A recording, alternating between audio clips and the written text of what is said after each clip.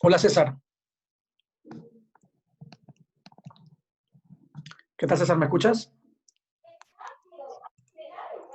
Hola, hola Aldo, ¿me escuchas? Hola César, yo te escucho bien. ¿Tú me escuchas a mí? Sí, te escucho bien. Perfecto, Acá, perfecto, excelente. listo. Oye, gracias por el tiempo.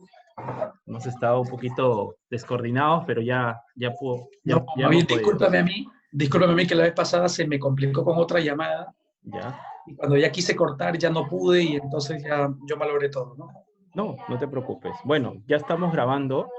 Entonces, como te comentaba Aldo, este tema pues de la pandemia, el aislamiento social obligatorio, ha generado nuevos espacios, no solamente de convivencia, sino también cuestiones de negocios, ¿no? En el sector comercial, el sector económico, el sector financiero, y uno de ellos, evidentemente, es el sector educativo, ¿no?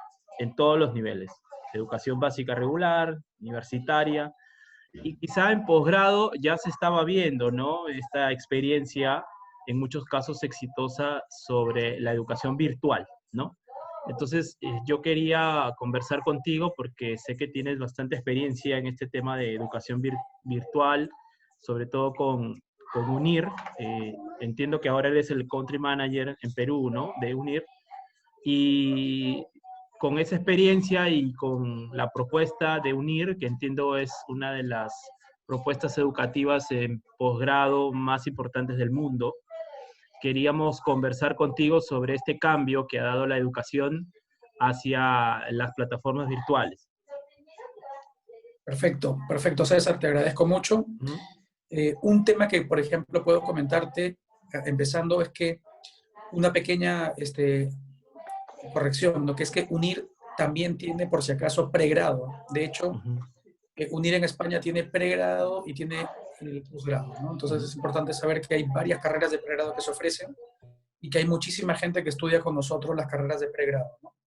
Entonces, efectivamente, lo primero que puedo decirte es que hay un concepto que es general para la transformación digital, ¿no? Que es el concepto de que en esta era de transformación digital, el problema, César, no son las tecnologías, ¿no?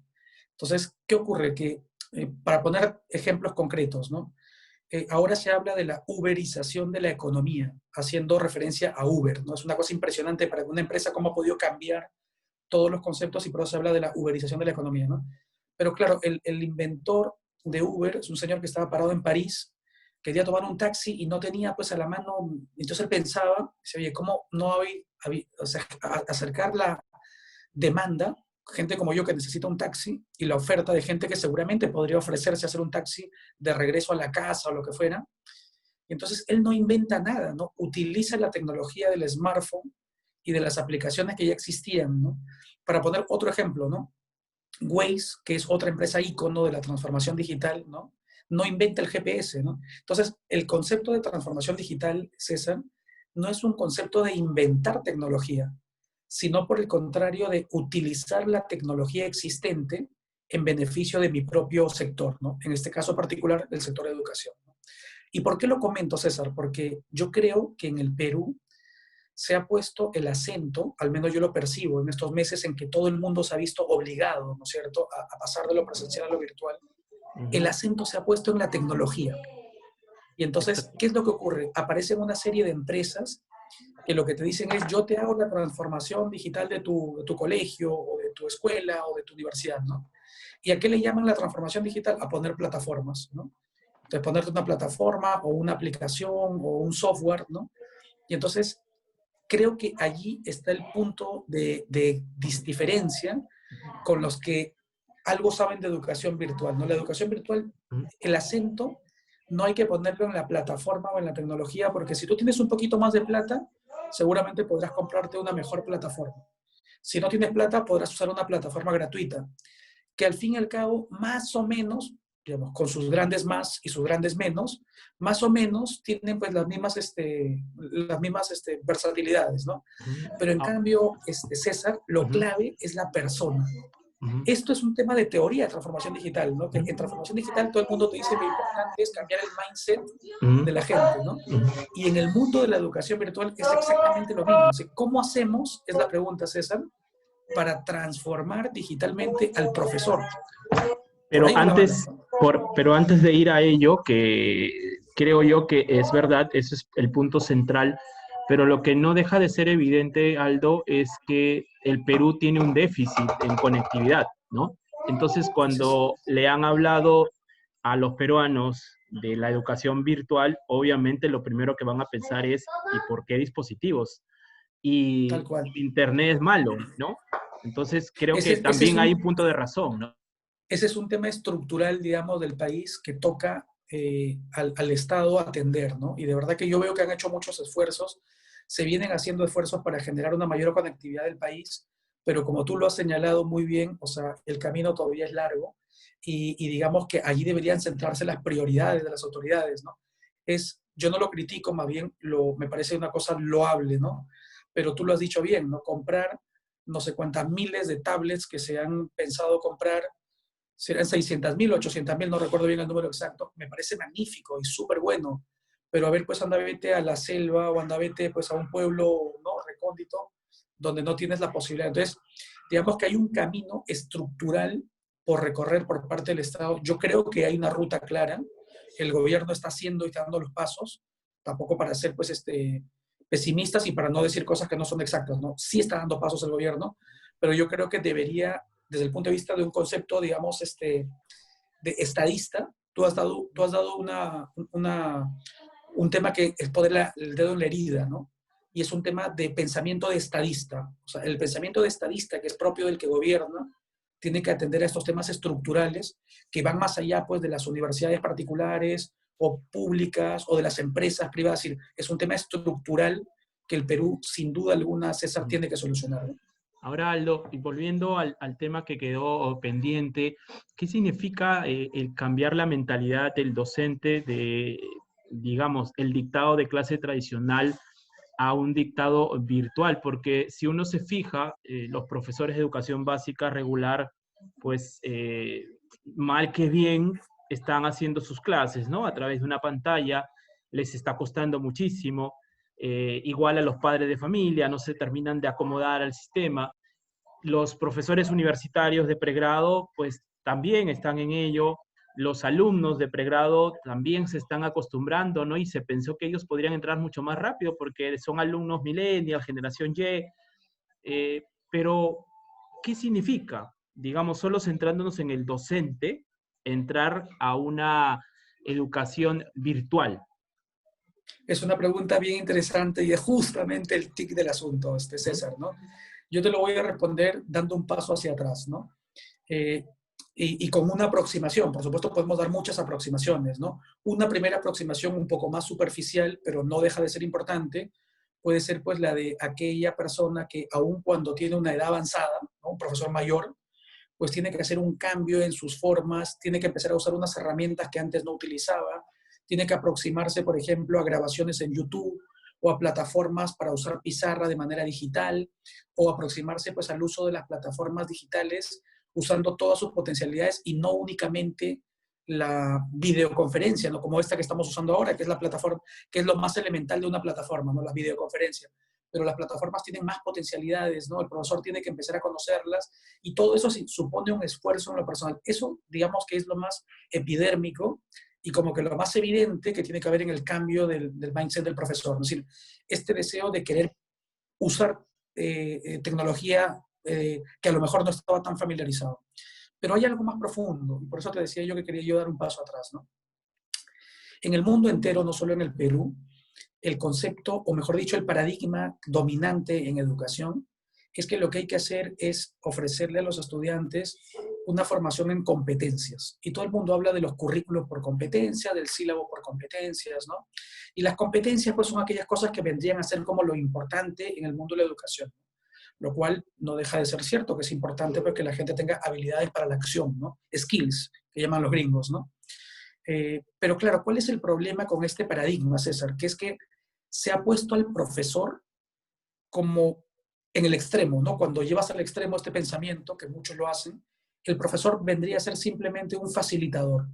Y el conocimiento, si acaso, vendría a ser simplemente una excusa para lograr las competencias, ¿no? Lo importante es que tú sepas hablar, lo importante es que tú seas una persona innovadora, lo importante es que tú discutas, lo importante es que tengas una serie de competencias y el conocimiento, pues entonces pasaría como a un segundo plano. La distancia entre el docente y el discente, entre el profesor y el alumno, esa cátedra, ¿no?, que en la universidad se manifiesta hasta físicamente, eso desaparecería. Porque el profesor sería pues este facilitador. Entonces, las grandes ponencias en el que se demuestra el conocimiento del profesor ya no vienen a cuento, porque lo importante es que ¿para qué le vas a dar ese tipo de conocimiento al alumno si todo eso lo busca en Internet, dicen algunos, ¿no?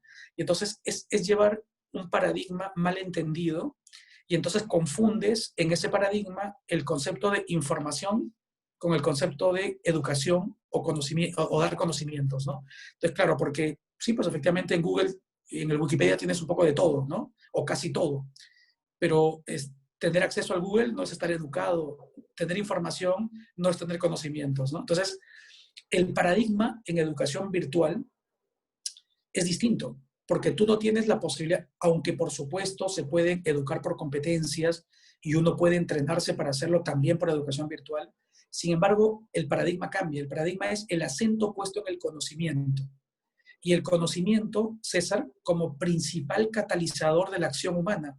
Porque cuando uno conoce algo, inmediatamente se pregunta, ¿y ahora qué hago con esto que sé?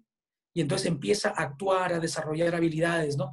Te cuento todo esto, César, porque la educación virtual nos viene a recordar que este paradigma, el de el conocimiento como en su primacía, que es el paradigma que puedo llamar yo clásico, no es el de toda la vida, es el que durante siglos se utilizó en el mundo entero, ¿no?, hasta que se dio paso a estas famosas competencias. Entonces, las competencias mal entendidas como solamente habilidades para hacer cosas, traen un error conceptual que limita la posibilidad de la educación virtual.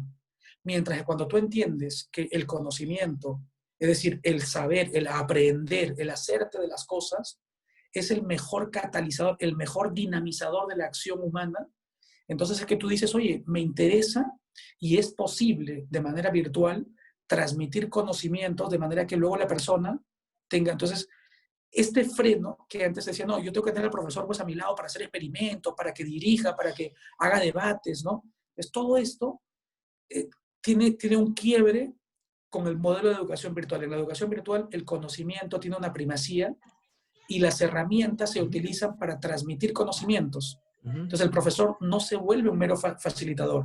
Y entonces esto es importante, César, porque va en contra del pensamiento de aquellos que creen que educación virtual es solamente para profesores jóvenes. El profesor mayor, súper erudito, ese no, porque ese pobre hombre pues tendría un montón de problemas con la tecnología. Es que te equivocaste, ¿no? Facilítale tú los medios para que ese hombre que es un erudito transmita su conocimiento. Entonces, la educación virtual es al revés, o sea, hay que poner un acento en el conocimiento. Entonces, este cambio en el paradigma, César, supone, como todo paradigma, un de arriba hacia abajo, ¿no? Ok. Ahora, en esa línea en que comentas que el conocimiento hoy se confunde con las habilidades, se podría decir que toda esta sobreoferta que ahora hay en Internet de cursos, de seminarios, de webinars, es simplemente una transmisión de conocimientos para fortalecer unas habilidades más que una educación virtual como propiamente dicha, como lo estás comentando, y que mira No, obviamente el negocio. yo creo que no, yo creo que hay un poco de todo, como siempre, pero lo que sí te puedo decir es que lo que ocurre en esta oferta abundante que tú comentas con mucha certeza, es que el consumidor, como pasa en el mundo del marketing en general, ¿no?, cuando la oferta aumenta, lo que ocurre es que uno se vuelve más exigente con esa oferta. ¿Y por qué razón? Porque ahora yo tengo de dónde escoger. Entonces, ¿qué ocurre el día de hoy en educación virtual? ¿No? Que tú, por ejemplo, si ahora, César, hacemos el ejercicio y ponemos en el Google webinars entre las 5 y las 6 de la tarde, nos van a salir cientos de ofertas de todo tipo, ¿no? Y entonces nosotros podemos escoger aquí en cualquier parte del mundo, porque lo virtual tiene una democratización geográfica impresionante, ¿no? Yo puedo escuchar a un señor en Luxemburgo, o en Miami, en la Florida, o en Chile, o en Chogoyape, ¿no? Entonces, claro, esta democratización geográfica hace que yo tenga acceso a todo, ¿no? El mundo se vuelve pequeño, pero ¿qué ocurre? que la gente no es tonta, ¿no? La gente ahora empieza a escoger y dice, ¿a cuál de los webinars voy a asistir si tengo 100.000 webinars? Y entonces el primer criterio es, oye, ¿a quién le ha ganado el expositor, no? ¿Cuáles son sus galones? ¿Este hombre tiene experiencia, no tiene experiencia? ¿Conoce, no conoce? ¿Es profesor, no es profesor? ¿O es un gerente, o es un jefe, o es un analista, o es un practicante? ¿Quién es? ¿No?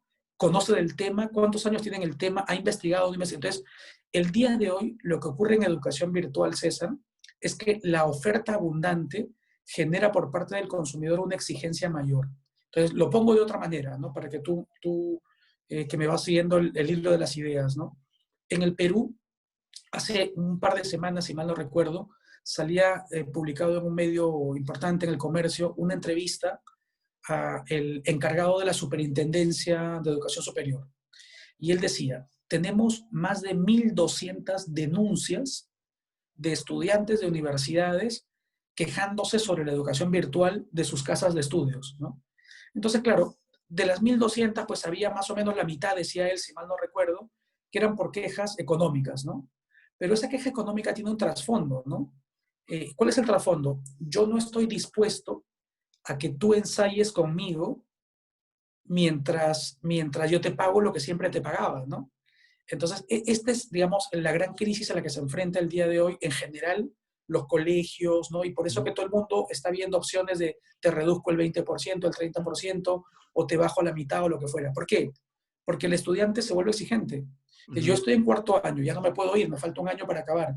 Pero ¿sabes qué? Me cuesta el tener que pagarte mientras que tú estás aprendiendo conmigo. Porque claro, es evidente que por más prestigiosa que seas, mientras tú no conozcas y estés dando el tránsito. Ahora, dicho esto, tú lo dijiste bien al principio, ¿no? Es verdad que los profesores y las universidades nacionales han avanzado con buen pie y están haciendo las cosas bien. Hay que reconocerlo, ¿no? Y hay un buen avance en positivo.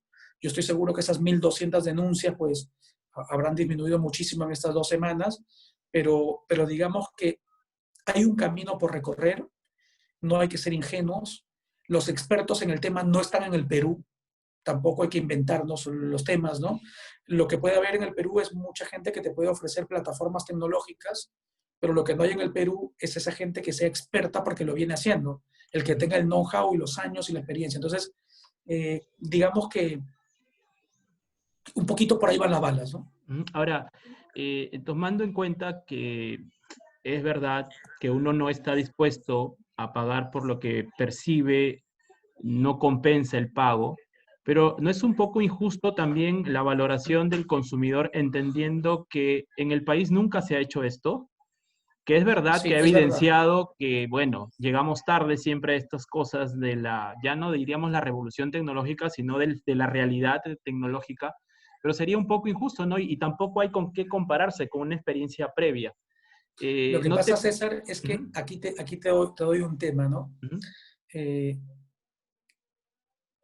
y para que me entiendas, te lo explico de esta manera, ¿no? La tercera revolución industrial, que es la de ayer, porque empezó en 1950, fue la de la computarización, ¿no?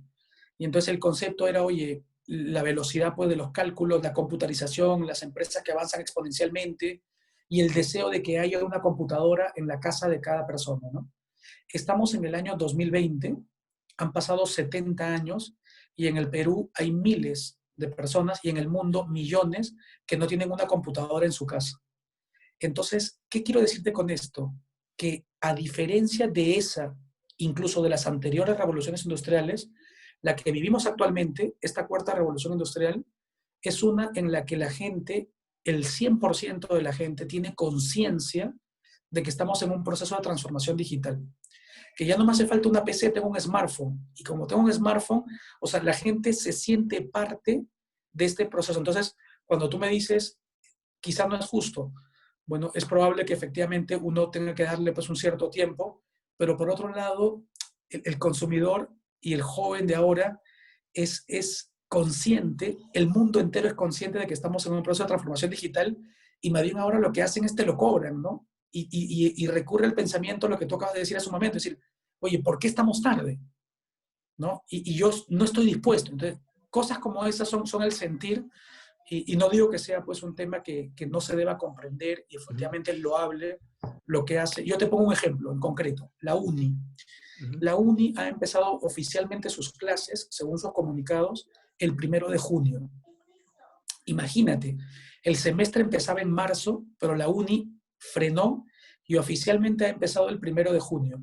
Pero ¿qué hizo durante todo ese tiempo? No se cruzó de brazos, sino que empezó un serio proceso de entrenamiento, de capacitación, de formación de los profesores, y el día de hoy está afrontando la realidad que le toca vivir con la mayor dignidad posible y con el mayor aplomo profesional posible. Entonces, efectivamente, las universidades reaccionan rápido y no les queda otra que reaccionar más rápido todavía, porque el mundo, es decir, la educación virtual llegó para quedarse, César. ujú, O sea, el mundo ya cambió. Y esta, digamos, justicia a la que tú ujú, llamas, eh, el consumidor es cruel, César. ujú, ujú.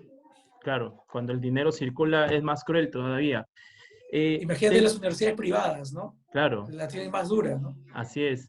Una pregunta que tiene dos aristas. Eh, Hoy más que nunca, los profesionales están dispuestos a pagar por una educación virtual en posgrado. ¿Por qué no pasa lo mismo en pregrado? ¿Y qué debería, no sé si copiar es la palabra, pero qué debería mirar la educación de pregrado de la de posgrado en virtual para que empiece a convencer a ese consumidor que también puede tener una calidad similar en educación virtual de posgrado? Yo creo que como en todo la transformación digital en el Perú y en el mundo, el coronavirus ha ayudado muchísimo a liberar pues mitos y leyendas de la educación virtual, ¿no? Tú lo has dicho muy bien, ¿no? Pueden haber algunas hipótesis al respecto, ¿no? Una primera, César, es que en educación virtual, en el pregrado, resulta de que la ley peruana, hasta el día de hoy, porque aún no sale el reglamento que el Ejecutivo pues, pidió a SUNEDU y le dio 30 días desde el día 10 de mayo para sacar el reglamento pero que rija, perdón, el tema de la educación no presencial, hasta ahora no sale. Pero supuestamente debe salir en estos días, ¿no? Porque ya están cumpliendo los 30 días. Sin embargo, hasta el día de hoy, legalmente, en el pregrado se tiene que tener al menos un 50% presencial. Eso dice la ley peruana. Entonces, claro, cuando tú eres un padre de familia y la propia ley peruana y la autoridad que rige la calidad de la educación peruana dice que eso es lo que hay que hacer, entonces tú te fías del que es el que rige la calidad y dices, oye, si el que rige la calidad dice que al menos 50% de presencial, quiere decir que no tenerlo sería bajar la calidad. Entonces, esto es algo pues, que nos tiene a nosotros, primera teoría, ¿no? Un problema de la legislación. En el Ecuador, para que te hagas una idea, desde el año 2016, la CENESID, que es como la SUNEDU en el Ecuador, ¿no? La CENESID incorporó a UNIR como una universidad autorizada para ofrecer los pregrados en Ecuador. Y UNIR ni siquiera tiene presencia física en Ecuador, porque la legislación ecuatoriana permite el 100% de virtualidad. Por otro lado, en Europa, UNIR es una universidad. Hay gente que me pregunta a veces y me dice, oye, Aldo, ¿y en España hay clases presenciales? Porque seguramente en Perú es virtual porque estamos lejos. No, no. O sea, UNIR es una universidad 100% virtual en España y en el Perú y en cualquier parte del mundo. Es decir, no da clases presenciales, ¿no? Sin embargo, la autoridad española, que es la ANECA, que es el equivalente de la SUNEDU en España, le ofrece a UNIR la posibilidad de entregar títulos oficiales. Para entregar un título oficial español tienes que cumplir todos los estándares de calidad. Entonces, aquí en el Perú, primera hipótesis para responder a tu pregunta, el cambio que necesariamente tiene que existir en la legislación, porque eso genera que la gente piense porque no hay calidad en educación virtual. Primer concepto importante. Porque si estamos en contra de la ley, pues no hay forma, ¿no? Ahora, como te digo, aún estando en cuarentena y aún habiendo sacado un decreto supremo al Poder Ejecutivo, SUNEDU está a días de lanzar ese reglamento, pero aún no está lanzado, ¿no? Primer tema. Ujú, Segundo tema. eh, claro, en educación de grado o de pregrado, resulta, César, que tienes ahí pues más que un decisor, ¿no?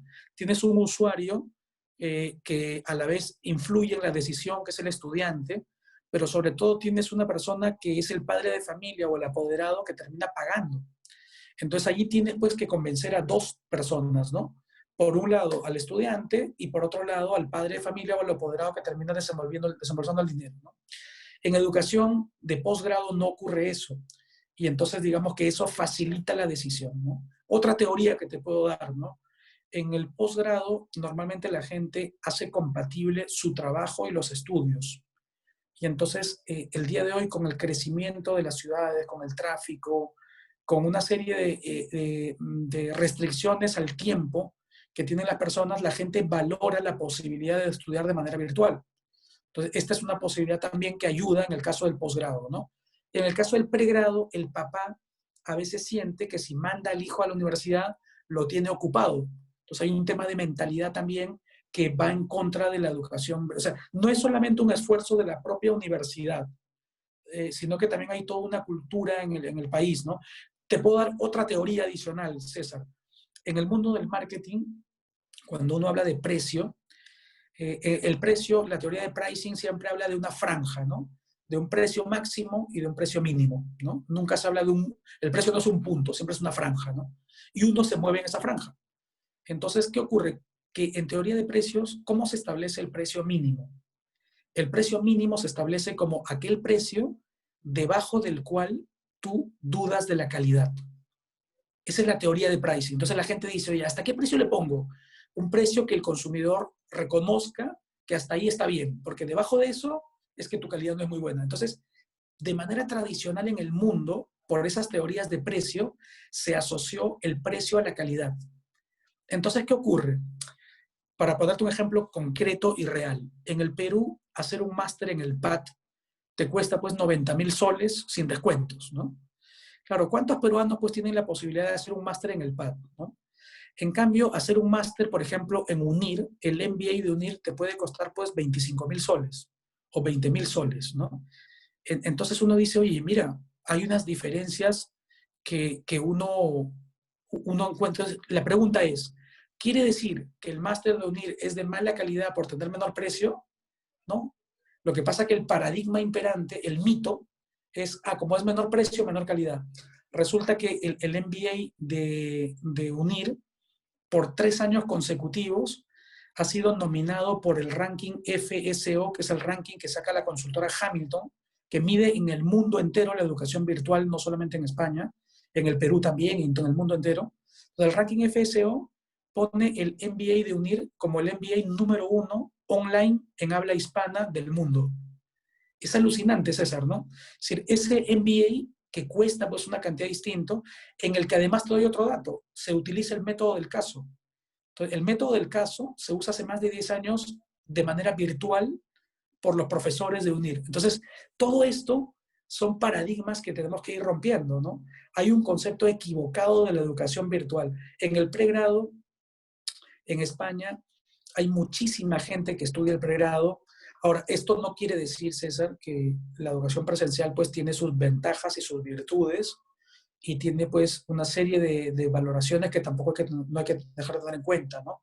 La educación virtual se presenta desde mi punto de vista como una alternativa, como un complemento, precisamente que tiene que ver con su concepto original, ¿no?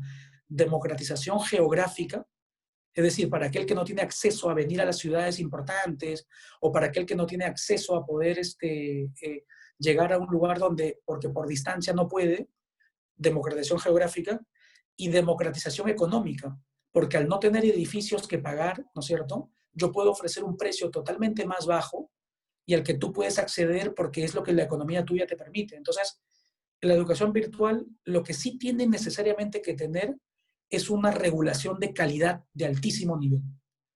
Por eso, UNIR es autorizada por la ANECA en España para ofrecer un título oficial del mismo valor que podrías tú tener en la Universidad de Navarra, en la Facultad de Derecho de Comunicación. Exactamente el mismo valor porque la autoridad española rige la calidad de igual manera para la educación virtual que para la presencial. Lo que pasa es que reconoce que la virtual es distinta, pues, ¿no? Y entonces no se trata de bajar la calidad, se trata de poner estándares de calidad fuertes, pero darnos cuenta de que la educación virtual es un complemento importantísimo, más aún para países como los nuestros, César, ¿no? Aldo, una consulta final quizá. es posible que la educación virtual eh, en pregrado, ¿no? Entendiendo que es un complemento, pueda luego volverse una opción para que las personas puedan llevar una carrera universitaria solamente de manera virtual, o pueda robarle alguna torta del mercado a algunas carreras en pregrado, ¿crees tú? Yo creo que sí, ¿no? Incluso en Brasil, por ejemplo, que nos lleva, pues, es el puntero en América, en Latinoamérica, ¿no? Brasil es el primero en Latinoamérica en educación virtual. La oferta que tienen las universidades, pues tiene un departamento de educación presencial y un departamento de educación virtual. Y entonces es un complemento, efectivamente, porque hay gente que quiere hacerlo presencial, hay gente que lo necesita de manera virtual, ¿no? Y por otro lado, César, hay un mundo enorme de profesionales, o mejor dicho, de personas que por diversas circunstancias no pudieron concluir una carrera o que no pueden porque tienen que irse a trabajar, porque tienen obligaciones y sin embargo quieren hacer una carrera y tienen las capacidades profesionales o técnicas o las habilidades y los conocimientos para hacer una carrera profesional. Entonces, ese mundo hoy desatendido, ¿no es cierto? Es un mundo que la educación virtual, bien manejada, con estándares de calidad altos, ¿no es cierto?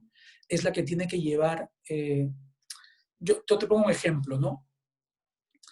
Eh, UNIR tiene un repositorio de investigación científica donde se publican pues todas las publicaciones que se hacen en journals y en revistas especializadas de investigación, ¿no? Y cuando yo le comentaba a algunos amigos, ¿no?, que son investigadores y les mostraba lo que tenemos, me decían, oye, ¿cuántas universidades quisieran tener esto, ¿no?, de este nivel, de este número de publicaciones mensuales por parte de nuestros investigadores, ¿no? Es decir, UNIR es una universidad que desde el primer día quiso entrar pisando fuerte, ¿no? Porque si tú quieres proponerte como una educación virtual, digamos, tienes que salir de lo que ocurre en el mundo. Ahora, también es verdad, César, que la gran mayoría de la oferta de educación virtual en el mundo es una educación virtual, es una educación que a veces uno puede cuestionar su calidad. Es verdad también esto, o sea, por eso es que el mito se va construyendo, ¿no? Mucha gente lo que ofrece son los famosos enlatados, ¿no? Una grabación de hace 3 o 4 años, o junto de acá, junto de allá, lo pongo en un paquete y te lo vendo, ¿no? Entonces, claro, eso ha hecho también pues, que la gente diga, oye, pero esto es la grabación de hace 3 años, ¿no? Y habla, pues, en cambio, UNIR tiene un modelo, César, que tiene a la semana más de 1.600 horas de clases presenciales virtuales. O sea, es como si fuera la universidad física, porque yo la estoy dando en este momento, ¿no? No es que me estoy haciendo de una grabación de hace 2 años. De hecho, si por alguna razón yo no puedo estar en la clase, por supuesto que la clase queda grabada. ¿Pero qué queda grabado? Lo de ayer, lo del miércoles que no pude estar, no lo de hace 3 años, ¿no? Entonces, claro, todo ese tipo de cosas hacen que el modelo de UNIR sea un modelo que tenga pues una validez, una potencia, y creo que es importante pues mencionarlo porque también es verdad, como digo, que hay que trabajar mucho en normalizar la educación virtual en el mundo, ¿no? Los países que nos llevan la delantera, como Brasil, sin ir muy lejos, César, el Ecuador, es impresionante lo que Ecuador tiene en legislación respecto a educación virtual, ¿no?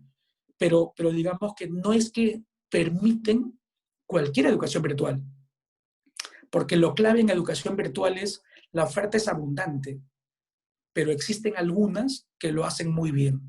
Y por tanto, pues vamos a poner la valla por ese lado, ¿no?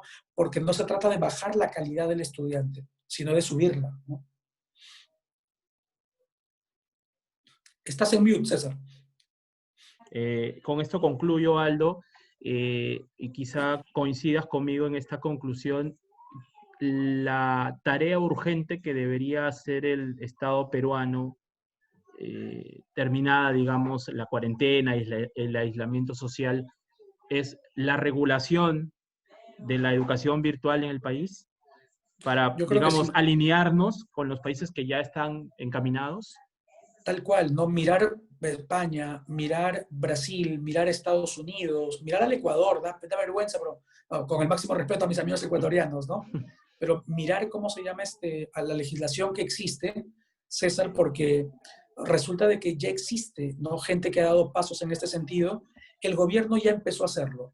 El día 10 de mayo se dio este decreto supremo en el que el gobierno dice modifíquese el artículo 47 de la ley universitaria de SUNEDU. El artículo 47 es el que rige las modalidades de educación presencial, no presencial, etc. Entonces, ya se dio, incluso el gobierno cuando firmó el decreto supremo, lo firmó Vizcarra y lo firmó Martín Benavides, el ministro de Educación, dijo, se le da 30 días a SUNEDU. Yo entiendo que son 30 días hábiles, con lo cual pues estamos a más o menos 40 o 45 días calendario, ¿no? Entonces, desde el día 10 de mayo, estamos justamente a puertas en estos días de que según lo que el decreto supremo indica, SUNEDU nos entregue un reglamento para modificar ese artículo 47. Entonces, el gobierno ya empezó a dar los pasos. En declaraciones anteriores, el responsable actual de SUNEDU ha dicho pues, que efectivamente él quiere pues, que no se trata de no permitir, sino de normalizar, ¿no? De dar reglas para la calidad. Entonces, yo creo, César, que cuando acabe este año, 2020, como tú bien dijiste hace un momento, mal que bien, todos han tenido ya sus pininos respecto de la educación virtual. Algunos han pedido ayuda de fuera, otros no, otros han hecho lo que han podido, unos han puesto más el acento en la tecnología, se van a encontrar contra la pared, otros han puesto más el acento en el profesor, les está yendo mejor, ¿no es cierto? Otros han segmentado la capacitación de los profesores. El más joven en temas de tecnología no. En cambio, al mayor sí, porque la tecnología le cuesta más, pero en cambio también al más joven a explicarle este cambio en el paradigma. Y entonces, digamos que hay gente que lo está haciendo muy bien. ¿Qué pasa, César? Hay que pensar en el 2021. Hay que pensar en que no es posible creer equivocadamente que como ya di mis primeros pininos, como ya tengo 4 o 5 meses haciendo clases en plataformas virtuales, ¿no? Si lo digo de una manera más ácida, pensar que educación virtual es una conferencia en el Zoom o una conferencia en Blackboard o en Adobe Connect, se equivocaron. Es decir, hay que preparar el 2021. Te cuento con alegría que el Minedu, en colaboración con UNIR, está ofreciendo a los profesores de universidades públicas unas becas para formarse justamente en este paso de lo presencial a lo virtual, ¿no? Y ha salido publicado en la página web de Conectados del Ministerio de Educación, y es algo que a nosotros nos alegra, porque el Ministerio de Educación ve en UNIR un aliado por la experiencia que tiene, ¿no? Entonces, yo te digo, César, el gobierno efectivamente tiene que dar pasos hacia esto. Ya empezó y seguramente tendremos noticias en los próximos días. Pero si esto no se completa y si además el sector de educación no piensa que lo clave es prepararse para el 2021 y se confunde pensando que lo que ha hecho hasta ahora es suficiente, entonces allí van a haber las distancias entre los que den los mejores pasos y los que al final se queden en el tiempo, ¿no? Solo para cerrar y para que quede la idea clara, Aldo, ¿cuáles son las características que debe tener la educación virtual para considerarla como tal? Que no sea solamente dar clases en una plataforma digital, que tal lo has mencionado tú. ¿Qué caracteriza la educación virtual? Bueno, la educación virtual, primero desde el punto de vista estructural, César, supone pues una serie en primer lugar, una plataforma virtual. Es decir, el estudiante no solamente debe enfrentarse contra una videoconferencia, sino tiene que tener la posibilidad de entrar a un campus virtual, de entrar a una biblioteca, de entrar a un repositorio, de entrar a una sala de estudios, de poder hacer un debate con sus compañeros, de montar un foro. Entonces, desde el punto de vista estructural, una educación virtual supone una infraestructura que al día de hoy los colegios y las universidades no lo tienen. Entonces, ahí hay que hacer un trabajo para que hablemos de educación virtual. Primer punto, desde el punto de vista estructural, ¿no?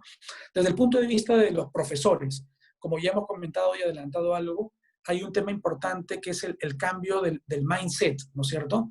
El cambio del mindset por parte del profesor, que supone pues su aproximación a un cambio de lo presencial a lo virtual.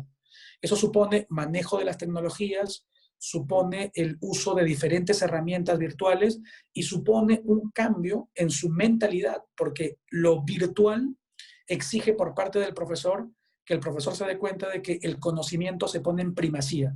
Y al ponerse el conocimiento en primacía, el catalizador de las competencias será precisamente ese conocimiento. ¿Y eso por qué? Porque la distancia hay que suplirla de alguna manera, ¿cierto? Y se exige esto del profesor. Y por último, una legislación apropiada, César, ¿no? Por una legislación que te exija unos niveles oportunos. Entonces, digamos que hablar de educación virtual es hablar de un ecosistema virtual que favorezca al estudiante, ¿no? Cuando todas estas variables se dan, es que el estudiante se da cuenta que está, y el padre de familia, ¿no? Que está en medio de una auténtica educación virtual, ¿no? Perfecto, Aldo, muy didáctico, justamente eso último para entender realmente qué es la educación virtual y que, bueno, digamos, hoy no estamos en ello todavía en su cabalidad, pero probablemente podamos estarlo incluso con la legislación que se está dando. Te agradezco mucho estos minutos, Aldo, y seguramente conversaremos más adelante. Encantado, César. Te agradezco mucho a ti y estamos en contacto. Listo, nos vemos. Gracias. Hasta luego. Chao, Chao. César.